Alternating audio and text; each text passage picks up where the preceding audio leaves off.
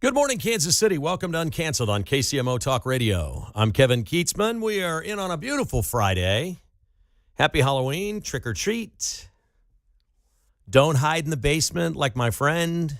Be nice to the kids and be careful out there. As soon as it starts to get dark, we got a fine show lined up for you today. We will get to a couple of issues around either the government shutdown or the filibuster. I've got a little different take on the filibuster. Not that I love it, but I've got a little different take we'll share with you a little bit later on. Also, something terrifying going on with some members of Trump's cabinet we will discuss coming up in 30 minutes. It is frightening on this Halloween. We'll share that with you. We'll check in with Mark. At the end, we'll do our locks of the week. Mine was not very good last week as the rain cost me dearly with the Oregon game. Not good. And we'll talk a little Chiefs-Bills as well. We'll have our little locks for you there at the end of the show. We start today with a story that is an extremely rare story for me. When I see something in the media, you're always looking for something in a story that you can use as a broadcaster and say, okay, this will fit into the podcast or fit into the show in this way. And I stumbled across this morning very early as I was getting ready for my podcast. And because it was in the Kansas City Star, I canceled my subscription a long time ago. Because it was in the Star, I got like the first 4 or 5 paragraphs, and that was it, and didn't get the full story. But there was something in the first couple paragraphs. I didn't know what the story was about. I read the headline. I knew it was going to be anti-Trump, okay, but I didn't understand exactly what was going on. But it involved a lot of people that I know. And so I read the first few paragraphs, and you know this is going to be a convoluted, long, overwritten story trying to make a big deal out of something that maybe is nothing. I knew this instinctively because the lead doesn't say what the story is. It just doesn't. But within the first couple paragraphs, I'll tell you what I said on the podcast. Then I'm going to tell you the really important part of the story because this gets wild. Okay? The story starts out, it's about Missouri basketball. It's by Vahe Gregorian. Among the reasons Missouri men's basketball coach Dennis Gates scheduled Missouri's opener at Howard University is an appreciation of the school's enduring significance as one of our nation's historically black colleges and universities. Okay, there's your headline. Dennis Gates is opening the season at Howard because he likes HBCUs. Then we get a quote from Dennis Gates. You think this is a basketball story, right? It is not a basketball story. It takes a while to get to the actual story. Here's the quote from Dennis Gates, and this is what got me going. Quote, because this is the one thing is that it's a historic school. That's one reason why Missouri's playing there. Here's the other reason Dennis Gates wants to play there. Quote, the other part of it is it's our country. Our country is in a different time. It is what it is. It's well documented. We're still America, I guess, and there are still learning opportunities along the way. Okay, there it is. Dennis Gates is anti-Trump, and it's just busted out. No mention in this story that Trump has been the greatest president ever for HBCUs. That would have been a very fair thing, Vahe, to write in the story. Vahe Gregorian is as talented a writer as there is. It is not in the story for a reason. My guess is he wanted to include it and his editors wouldn't allow it. Trump has done more for HBCUs than any president in history. That's documented. Ask the presidents of those schools. They will tell you that. That is not in the story. It then really flips on its edge and turns into the most anti-Republican, anti-Trump thing in the world because the headline basically has to do with DEI. There is a sports writer from the Star named Therese Paylor who died in 2021 at the age of 37. He was a gifted, bright, young black writer. He was well on his way to doing great things, and he was beloved by most of the people in the media. I can't say that because I didn't know him well enough. When I was around him, he didn't like talking to me. That's just my experience with him. But I'm not in the liberal cabal of sports writers in Kansas City. They got their own little cabal. They're all liberal. They live in their little liberal sports writer bubble, and that's where they exist. So I'm an outsider on that. Even though every time I would try to treat somebody nice or with respect, they kind of knew what I was about and didn't really care for me. Fine. You know what that's like as a conservative. So I'm not telling you something you haven't experienced. We know what that's like. So this story goes on and starts talking about a scholarship named after Therese Paylor, who died, unfortunately, at the age of 37 in 2021. They started a scholarship for him at Howard, which is where he went to school. Magna cum laude, very bright young man. I mean, great student, the whole deal. Howard University starts a scholarship after Therese. Missouri journalism wants to do the same thing and honor him, and they do. And they start a scholarship. It is designated specifically for a black recipient. It's a black journalism scholarship at the University of Missouri. Well, we know what happened with DEI at universities. This thing got caught up in the meat grinder in the last few months. The scholarship got kicked out and didn't get kicked out. It got changed from something called a company called Give Direct, which is giving direct to a scholarship recipient or whatever, to something called Give Campus. So the people that put the scholarship together raised a bunch of money, and they turned it over to Mizzou. Well, Mizzou's hands are tied. The DEI's out. They have to give the scholarship to the most worthy recipient. They gave it to a white kid this year.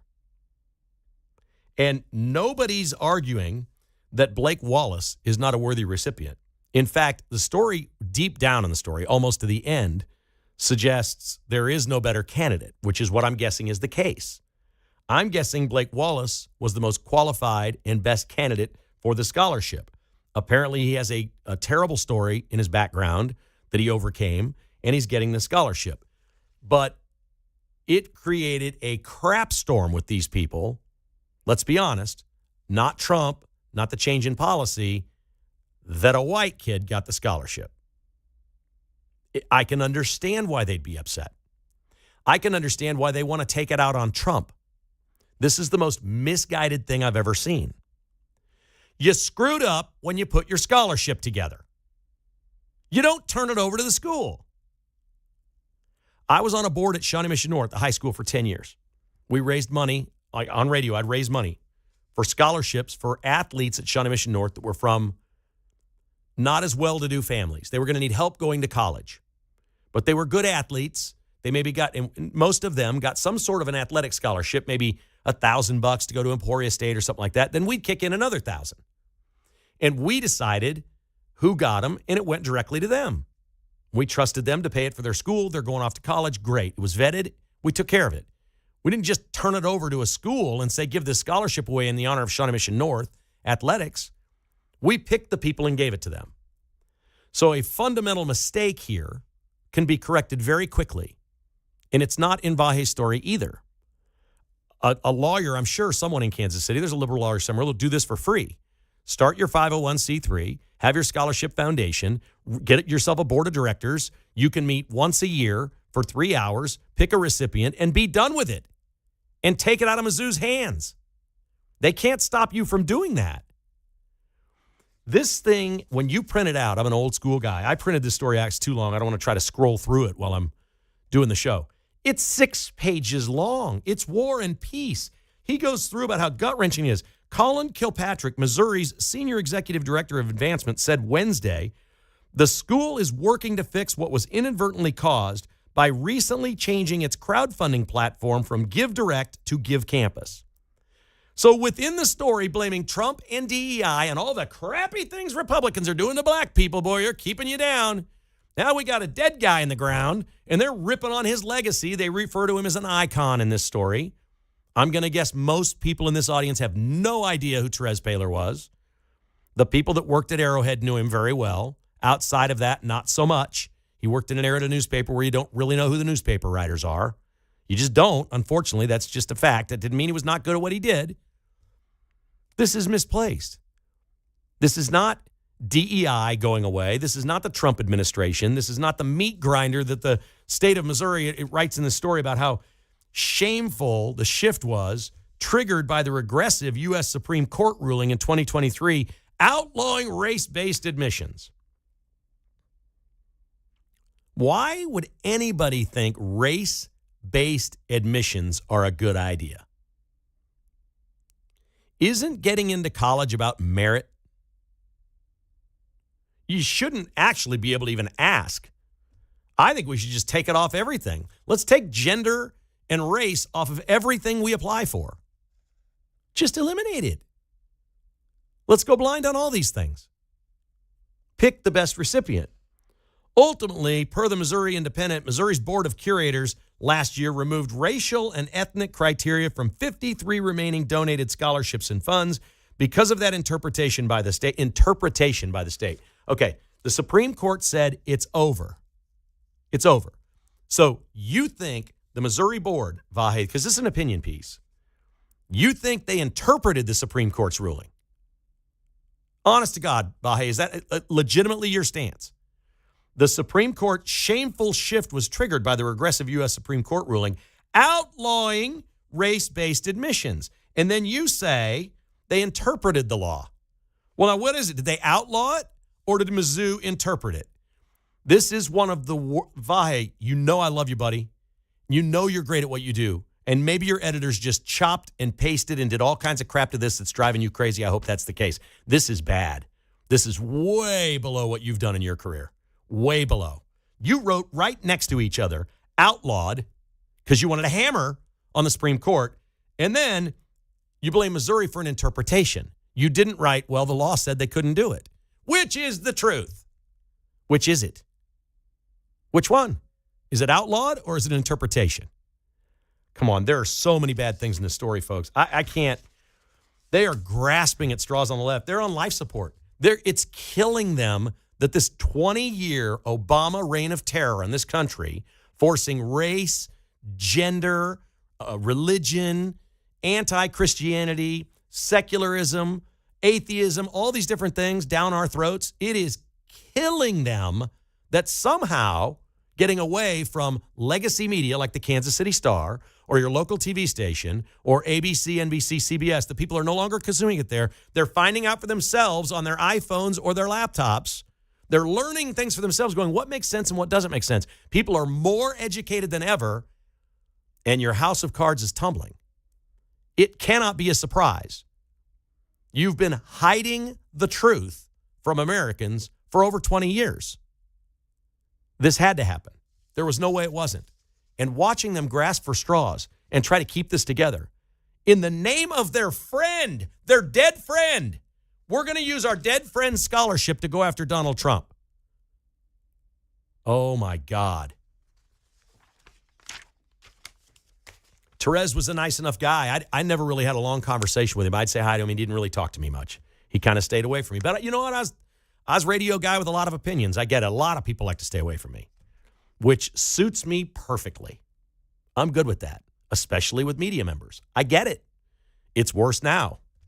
It's worse now. I'm going to say something, right? I shouldn't say this at all, but I'm going to do it. I was looking at this today. Frank Bowl is my mentor. He hired me at Channel 4. I owe my whole career to him for getting to Kansas City. I was in Joplin, and he hired me. He's been doing a podcast. There's something about Kansas City with Kansas City figures. And he has Johnny Dare on. It's the first interview with Johnny Dare. And that's available this week. I've never been on his podcast. And I know Frank. He's not a liberal. I have Danny Klinkscale every week, who was my radio partner for many years. Every week I do a patron podcast with him called Between the Lines 2.0. My old show was called Between the Lines. And we talk for 20 minutes about sports. And I post it. We've done it every week for 5 years. I've never been on his podcast. The closest person I'm to in media here, Todd Lebo over at Sports Radio 810, can't come on my podcast.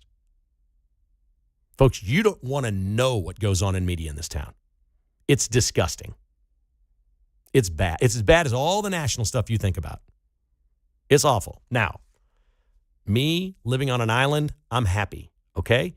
Give me a couple of Tom Petty CDs, a case of Jif peanut butter, and I'm good to go. I can live there forever.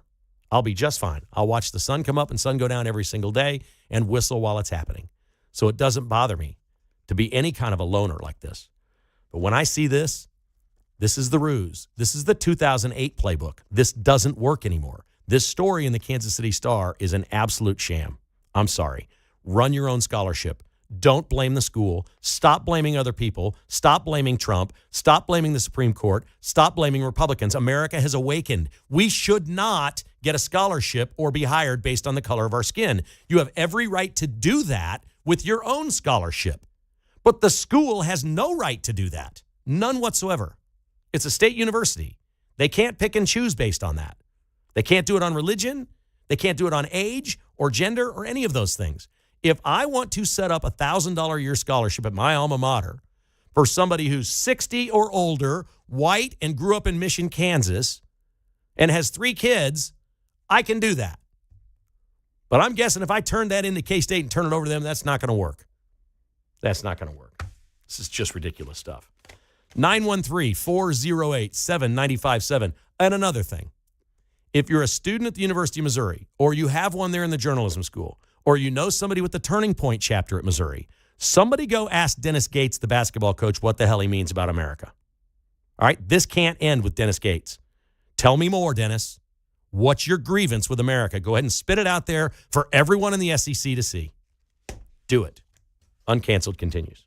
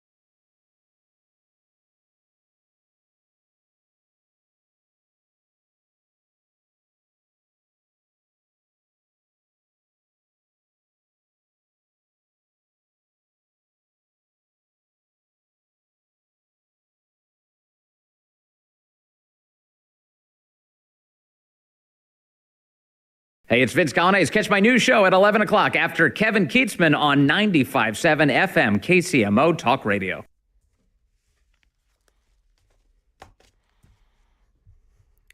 Welcome back to Uncanceled on KCMO Talk Radio. We got Wes in Gladstone wants to chime in on this. Hello, Wes. Good morning. How are you, sir? Yeah, good. Thanks for the Monster Mash. I forgot all about that, man. Yeah. I haven't read the article because I don't subscribe to that rag anymore, but I'm sure hoping after what Pinkel pulled in 2015 that Gates is just being used in this article to make some political points, And as you've said, I read a lot of sports writer stuff, and they're liberal as hell, man. So that's not a surprise. Well, those people are not going to ask Dennis Gates about it. It's going to have to be somebody else. Oh, right. And your point is well taken. Is he going to take that stand in the SEC? Right.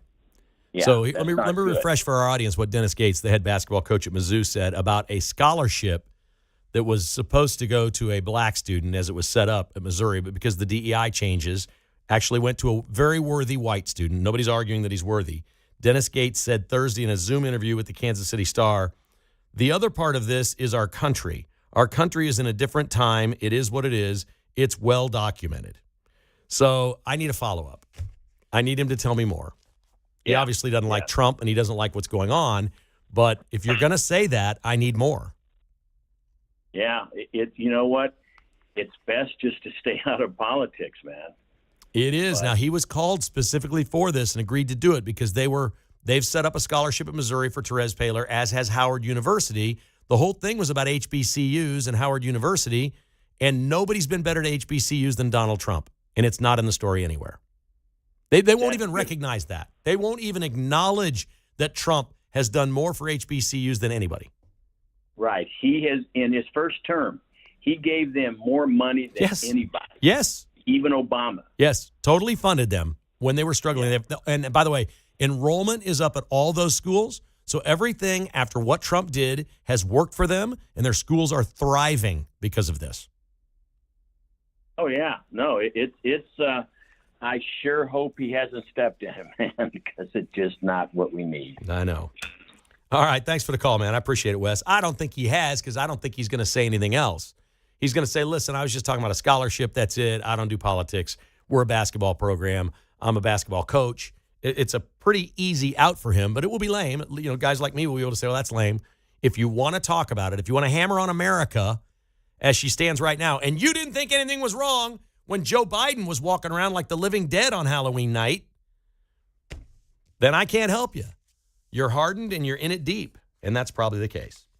When we continue, a different take on the filibuster and a scary thing for cabinet members. Next.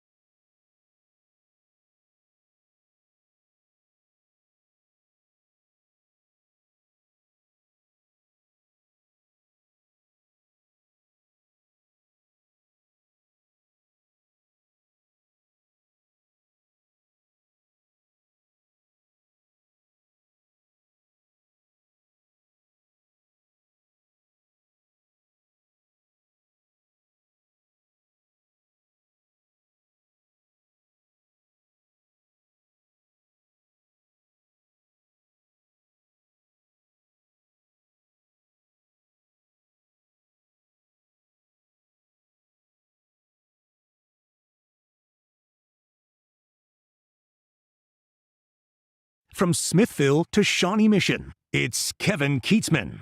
Uncanceled on 95.7 FM KCMO Talk Radio. We're back on KCMO Talk Radio. Mark has done an excellent job during the break calming your host down. I needed it. I need to be calmed down just a little bit. I get upset when the media does this. It just bothers me. Yeah. I just know their game too well, and I know how fraudulent it is. And they turn it from a sports story into a political story. And they take a wonderful thing like the Therese Paylor Scholarship in honor of a fine man who died way too young, and they turn it into something for their own political.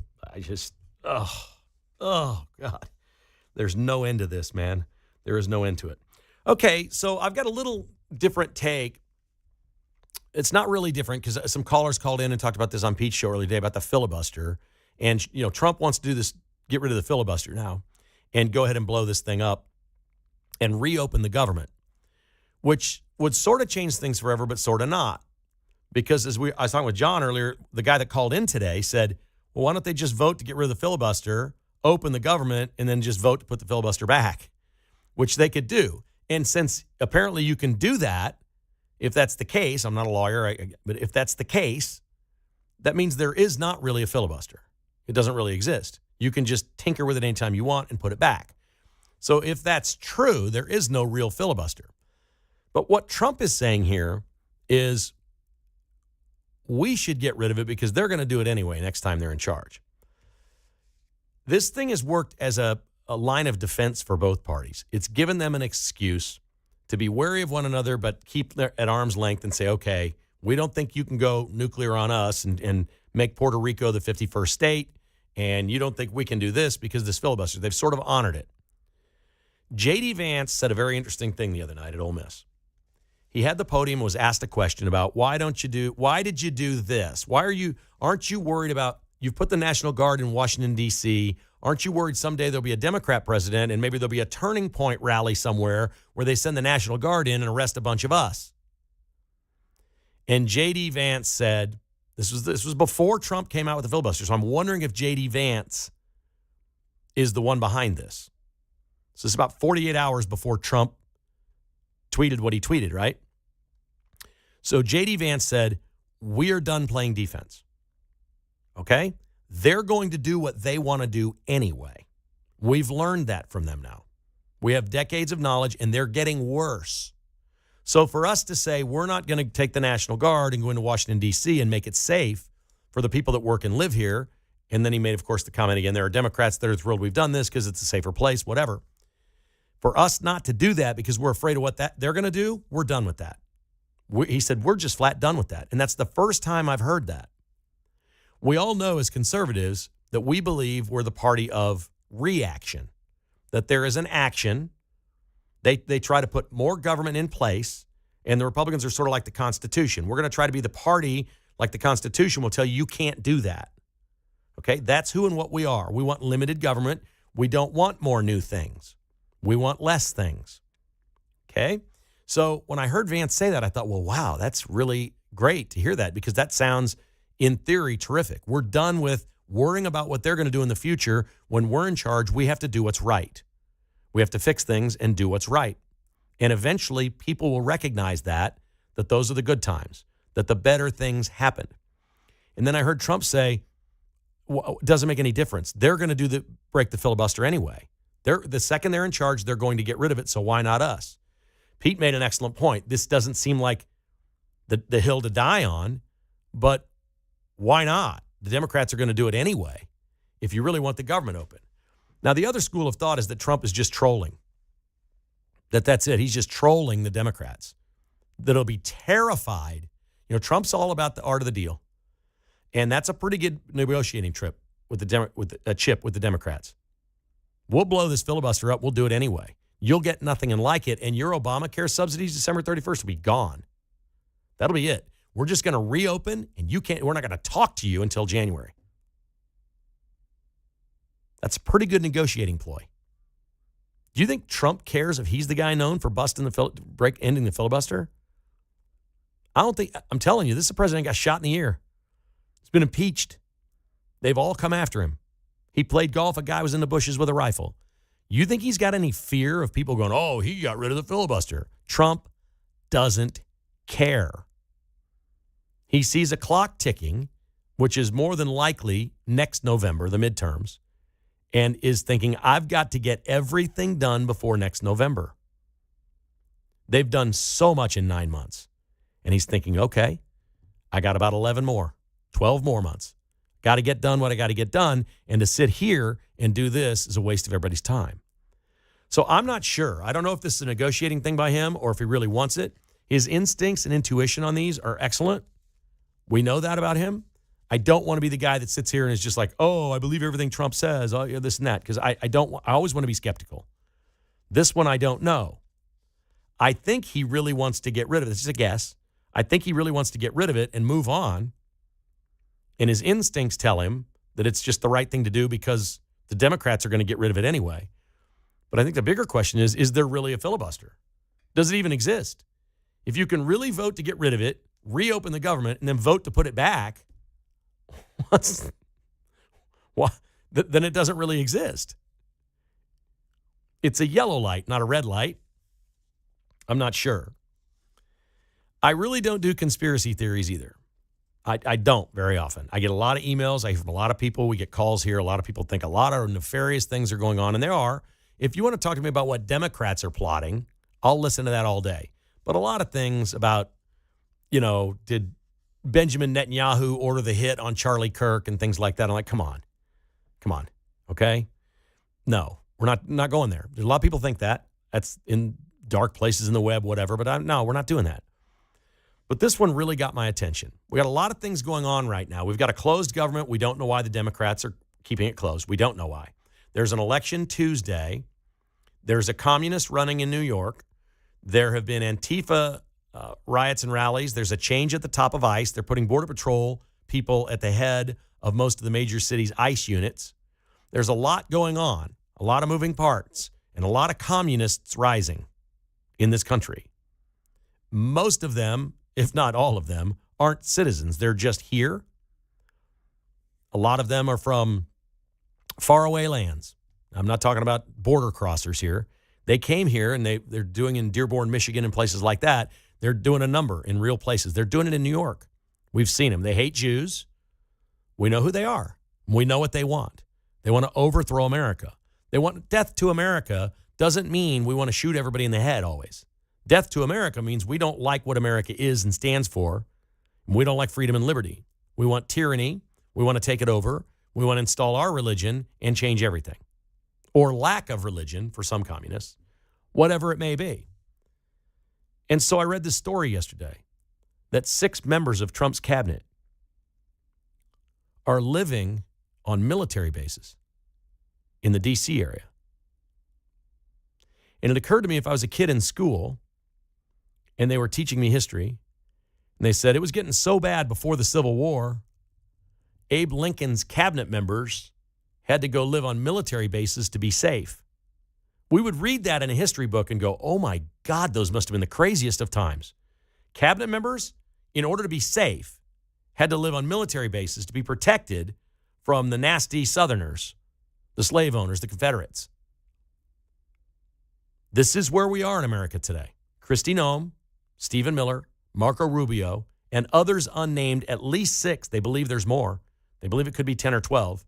Cabinet members have chosen to move out of their homes and live on military installations near Washington, D.C. Now, they can travel with security and protection to and from the White House and whatnot. A pair of them apparently are at a naval station in admiral's quarters, which is, I guess, a fine enough place to live. But what is going on in America? What are the threats? What is happening with this uprising of these, I don't know, Marxist, leftist, communist, socialist? I don't know you can't put them all. I guess maybe they're all in one category. I don't know. But there must be some terrifying intel out there about things that we don't know about. Trump is humming along as the most transparent president we've ever seen. He flies 800 hours home from South Korea and immediately is out there handing out candy to kids on Halloween. Like everything's good, the world's going on. I can't believe cabinet members are living on military installations and everything's okay. Now, that's not a conspiracy theory. I'm looking at something. If you worked in Trump's cabinet and you chose to live on a military base to be safe, you're worried. There's stuff going on, and you've got threats. I can't imagine the threats against Stephen Miller. He's like the most hated guy there is. J.D. Vance, everywhere he goes, he's protected. He's got a vice president residence, and it's protected and all those other things. So I just am not sure because I see this, and it just drives me crazy. I can't believe we've gotten to this point. All right, to the phones we go. Here is Tom in Cleveland, Mo. Hello, Tom. How are you? Hey, real quick, I think the Democrats are holding out, opening the government up to SNAP benefits because maybe there's 10 million, 20 million illegals on SNAP, and that's all I've got. Okay, I agree with you. Thought. I agree with you. We talked about this yesterday on the show, and Josh Hawley from Missouri is saying that there's 42 million Americans on SNAP. I refuse to believe that. I think you're with me, Tom. There's no way there's that many on there.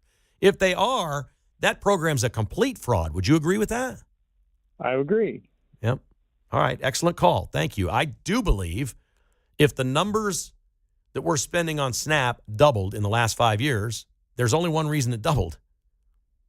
Well, I guess you could blame it on Biden's economy. We could say there's two reasons. But if that's happened in the last 5 years, it's the illegal aliens that came in. And they're all over the place. Nobody in D.C. is talking about that. No, nobody. Like, nobody's saying, hey, I guess maybe it would sound a little coarse for a politician to say, you know, I don't know if we need to fund this or not because there's so many illegals on here. But you know what?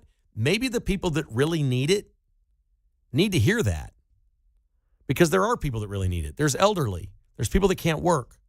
There's people with special needs. There's all kinds of people in the world out there that need all the help they can get. And we need to take care of the most vulnerable in our society. That is an absolute must. That's the least we can possibly do. But we have to get better at identifying those people and not handing out money to people that this is a joke for. There's a class, there's a working class in America of people that don't work and live off the government. I mean, we can call it the non-working class. They've gamed the system. They bounce around on unemployment. They'll take a job for a few months. They'll get back on unemployment. They'll get back on SNAP. They'll get back on welfare. They get all these different things, all these checks coming in. There's a million ways to do it. They probably got some disability insurance or something they're collecting. There's a million ways to collect.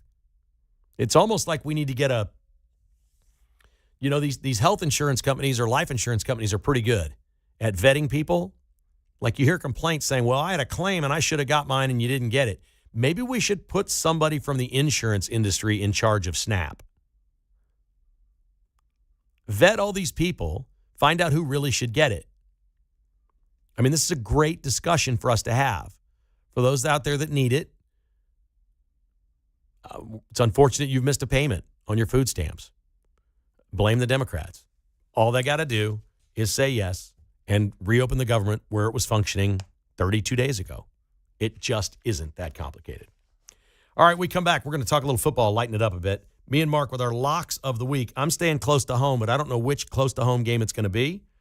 And I have no idea what Mark's picking. We'll talk a little Chiefs-Bills and the World Series Game 6s tonight. That's next on Uncanceled.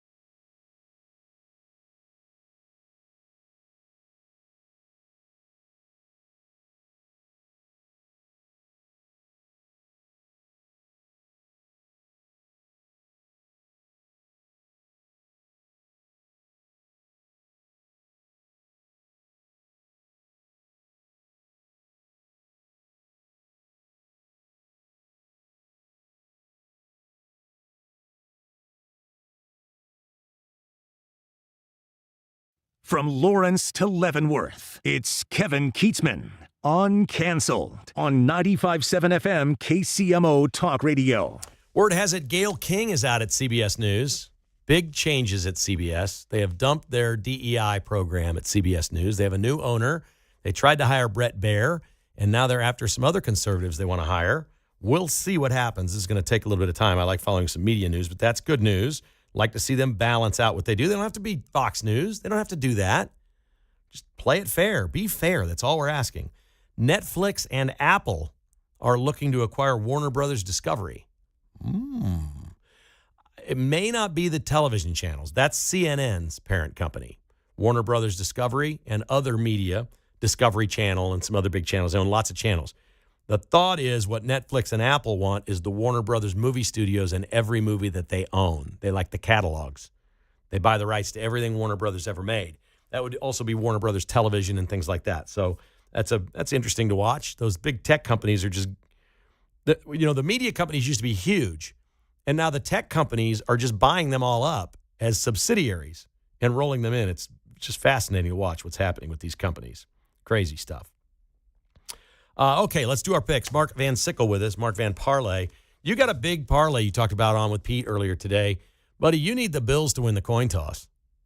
Yeah, Chiefs get the ball first might be good for me this week. Well, it's definitely, you've got a bunch of first quarter plays in there, right? Yeah, Kelsey to get 5 yards in the first quarter and Rashee Rice to get 5 yards. So if the Chiefs get the ball, it stands to reason they'd get it twice in the first quarter. Mm-hmm. If they don't get the ball, the Chiefs may only get it once. That's true. You got a lot on the line with coin toss, buddy. Yeah. The Bills win the coin toss, they defer, correct? That's what you want. You want the Chiefs to receive the opening kickoff.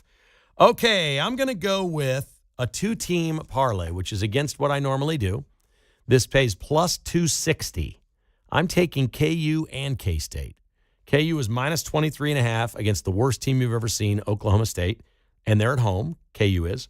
And K-State's now getting the hook, plus 7.5 against Texas Tech, and that game is in Manhattan. So they're both at home.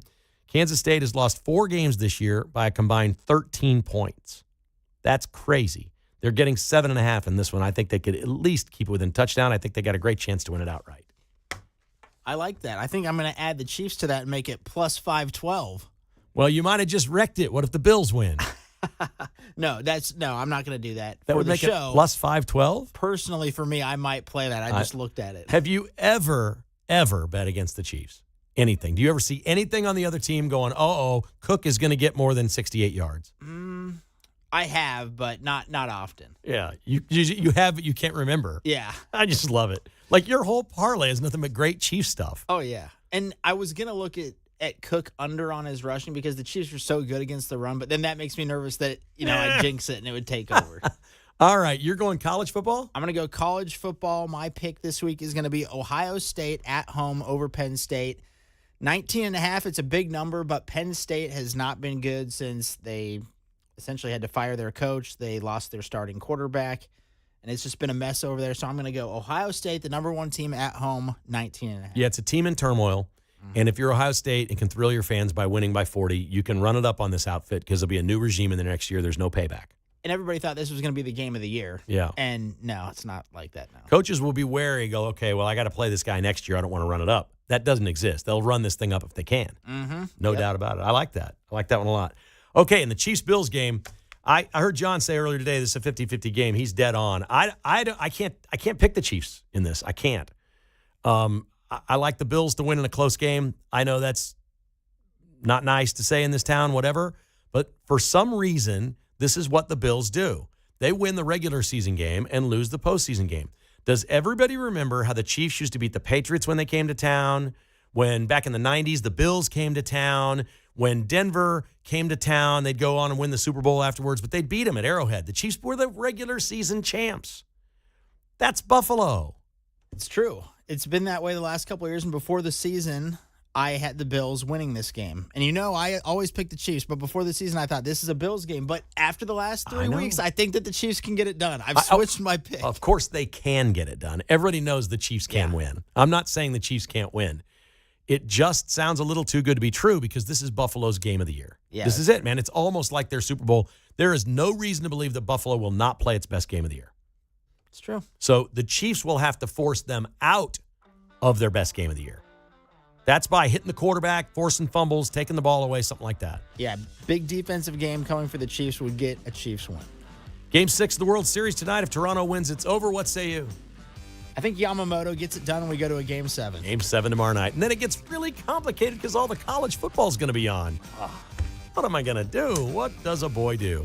Have a great weekend. Watch out for those kids tonight. Everybody be safe. It's trick-or-treat night. Happy Halloween.